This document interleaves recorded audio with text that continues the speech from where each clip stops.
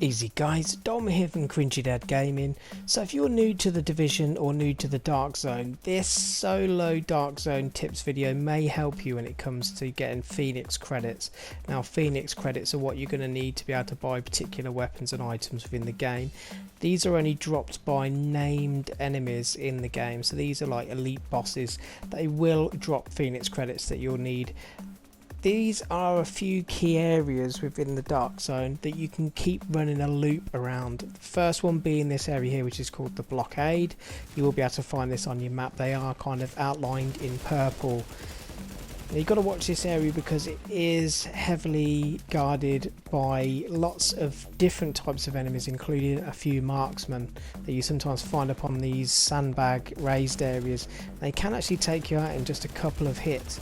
Obviously playing it solo and being on your own means that there's no backup for anyone to actually revive you, and going down within the Dark Zone means that potentially you could rank down, which you don't want to do.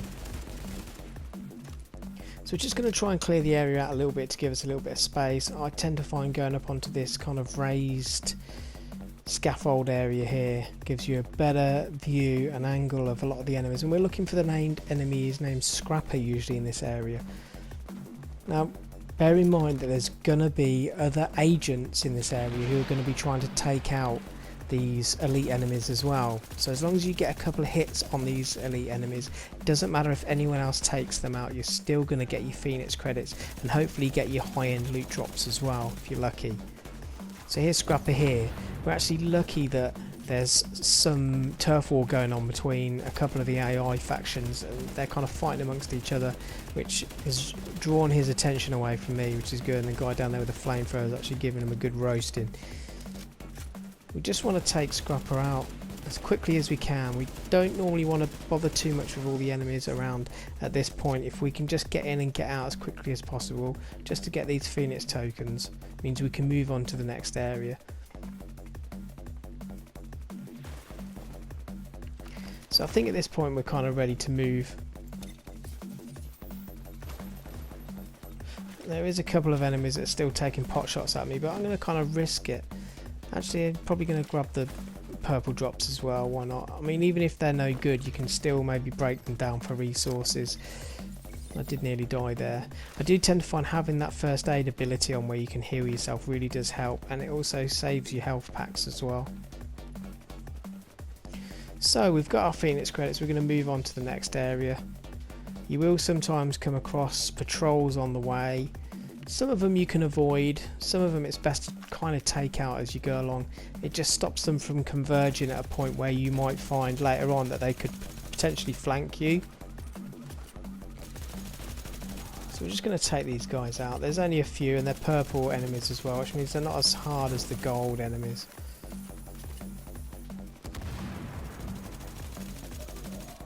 We're using the trusty Vector. Obviously, again, it was a blueprint that I bought from the tech vendor who specialises in particular gear, usually high-end blueprints, and again you would need Phoenix credits to purchase that particular blueprint, and I do find that the Vector is a really good weapon, especially for the Dark Zone. It has quite a high damage output on it. So this next area we're going to is the construction site. Now the front entrance we just ran past, I do actually find it easier if you go around to the back of the building, and there is actually a fast rope here. So just coming up to it on the left hand side now, we just noticed there is a few enemies outside, and it's probably best to try and avoid these guys at this point if we can. Now where this skull is on the wall here, you can actually just fast rope up into the construction site, and in here should be the elite enemies. Name is usually Baz. It's sometimes in here on the left hand side. If you've got pulse on, then you can use that. Here he is.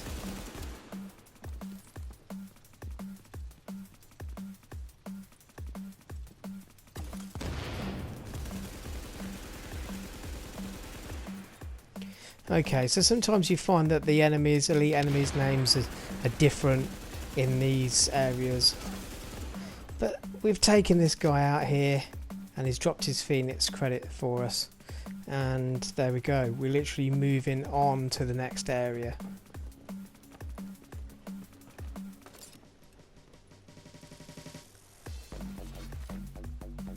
So it's usually either Baz or Hot Rod in there. It can be sometimes, you know, in each area you go to, it can sometimes be slightly different named enemies. Just want to try and draw these guys away from us. Sneak around the side. So the next area that we can go to from here is the library. And this is the library we're coming up to here. But as I mentioned before about guys following you and kind of can flank you, we might as well take these guys out now. They're not going to leave us alone. It's just going to cause us a lot of hassle if we're getting enemies shooting us from both directions. It really does mean that we can't use the cover to our advantage.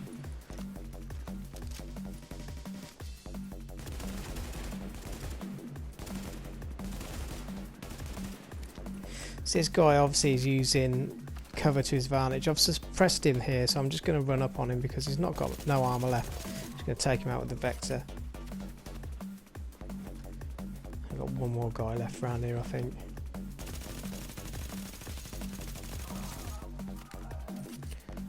Awesome.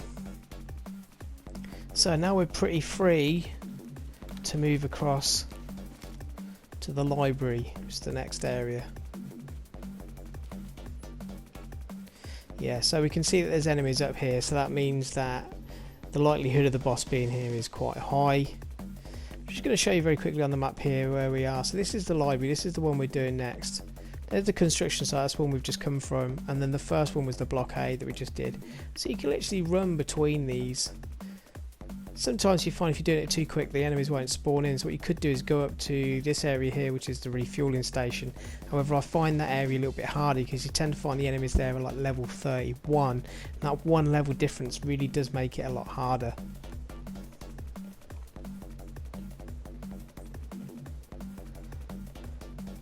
So we're going to try and sneak around from the other side because sometimes we can actually get round to the boss without any of the guys seeing us.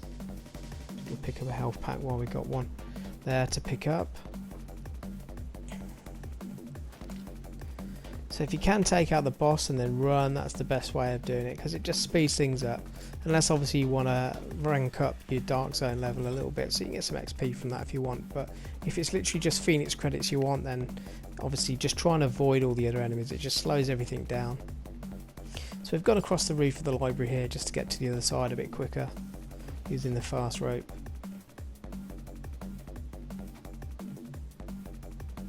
Okay, this part of the street seems clear.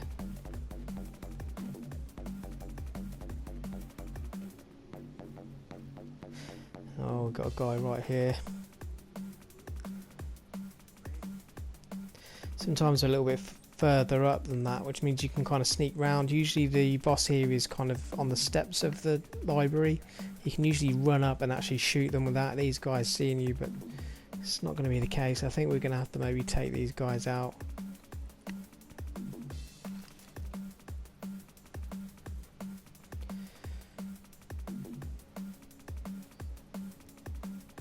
Okay, this guy's seen me, I think. Or maybe not. Yeah, see me.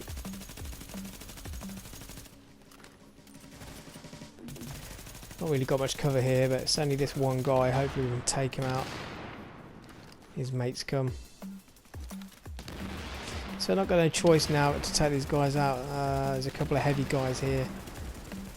These guys are nasty. You'll find these guys with the big backpacks and the LMGs. If you can get around the back of these guys, they've got this little red box on the back of their backpack, and if you shoot that, it actually makes their bullets explode, which is a real quick way of killing them. But obviously you've got to try and flank them. This is the only problem with playing solo. It means you can't really use teamwork to your advantage. Usually you'd have one person drawing the fire, the other one can flank them and kind of get around the back. But obviously using the sticky bomb there, the bleed effect, kind of helps stun them a little bit. It gives me a bit of a chance to get a few hits in. Once their armour is gone, usually these guys are quite easy to kill.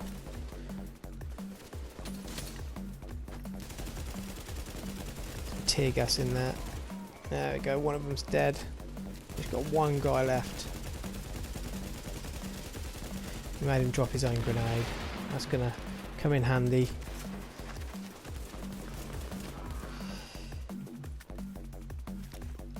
Yeah, don't forget to swap to your sidearm if you've got a sidearm like mine. Gives you an extra 100% damage if the enemy is below 30% health, and that can really come in handy. Some of these guys are bullet sponges, and you will find that sometimes if you're taking too long to reload, they can actually kill you in that time. So sometimes switching to that sidearm by double tapping the triangle can really help. So I don't think there's many of these guys left now. I'm going to try and run across that. Okay, there's one more guy to the left. Get behind the car quick.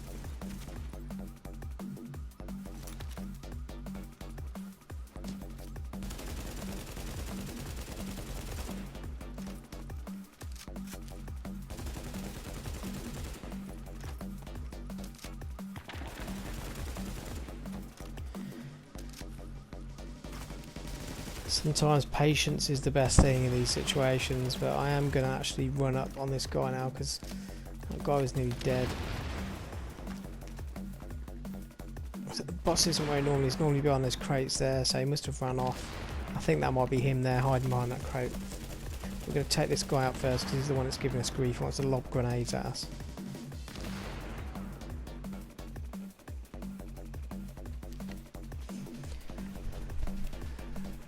Yeah, so here he is. This guy's a sniper. You've got to really watch him. It is a powerful marksman rifle he uses. It can kill you in 1 or 2 hits, depending on how much health you've got left. So boomerang. Sometimes it is a boss with an LMG. Sometimes it's this guy at the library. No, he just nearly had me. See what I mean about the reload there? Nearly getting me killed, but we managed to take him out. Oh, that was pretty challenging, but on solo you will find that is the case. That it can be quite testing at times. Now you can obviously group up with randoms, so if you've not got friends playing online, you just don't want to play on your own, you can group up with randoms, but my experience of that, sometimes you find that if you go down, they don't always revive you because they want to wait for you to die so they can steal your stuff. You will drop your stuff. You won't drop your Phoenix credits though. So we're going to go and extract this stuff now that we've got. But that's pretty much it, guys. So once you've done that, you can just keep rinsing it, really. I mean, you might not have picked any stuff up. I only picked stuff up because I thought, you know what, while it's there, might as well pick it up. You can sell it or break it down. You will want to break stuff down as well and deconstruct things, so you've got parts to be able to make other items with once you get blueprints. But if you're not, if you're literally just farming for Phoenix credits, then you can just keep running that loop and hopefully keep getting some Phoenix credits.